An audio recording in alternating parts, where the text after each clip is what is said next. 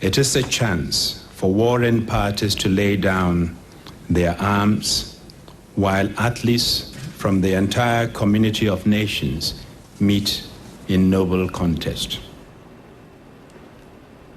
UN Secretary-General Kofi Annan has endorsed a new UN resolution that calls for a worldwide truce during the 2004 Olympic Games in Athens. Greece introduced the resolution, saying it would create a window of opportunity for the peaceful solution of conflicts.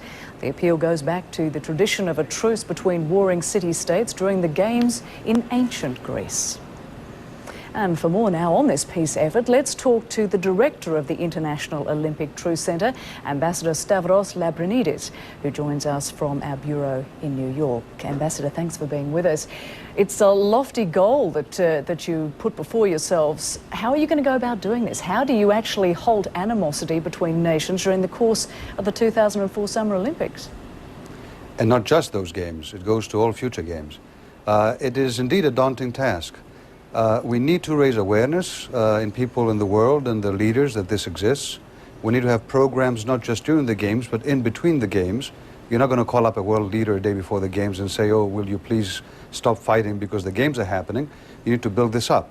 And this is exactly what we're doing. And this is what the resolution that was submitted yesterday is expected to do.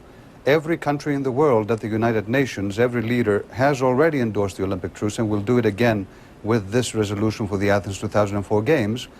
As opposed to previous resolutions, this time we have this movement backed up by the International Olympic Committee, by the United Nations.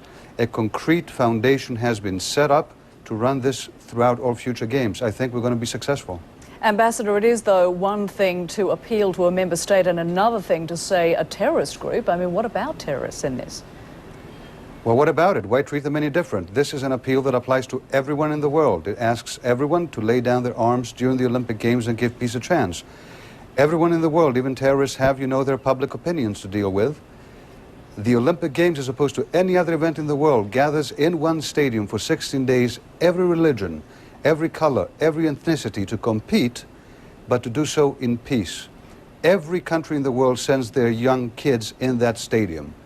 You cannot at the same time be sending some kids in a sports field to compete in peace and some other of your kids in a battlefield to die in war. This is the power of the Olympic truce. This is what we believe will become, again, in our modern times, a wonderful, a hopeful instrument for a peaceful resolution of disputes. Ambassador, honourable goals, no doubt, but a lot of people would say more symbolism, really, than what you're expecting reality? Well, and I understand the skepticism, absolutely. It is not true. The Olympic truce has already been applied in the past 10 years, 3 times. Let me tell you the first example. In '94, you had the Lillehammer Winter Games in Norway and the war raging in Bosnia. There was just 1 day of Olympic truce in Sarajevo. In that 1 day, UNICEF inoculated 10,000 children. Now, you know, is the Olympic truce a romantic notion? Sure, not for those kids. And many may remember the most recent example, which was in Sydney in 2000. North and South Korea marched together in the Olympic Stadium under one flag. Now, anyone who knows anything about that conflict knows that how difficult it was for those 2 countries to make even that symbolic statement. And a little after those games, the first exchanges of populations and families began in those countries.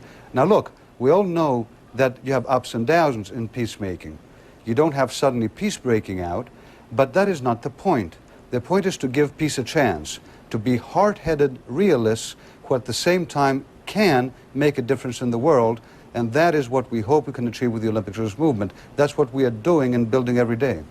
Ambassador Lambrinidis, thanks for talking with us here on World News. Appreciate it. Thank you very much for having me. And it's time now for a look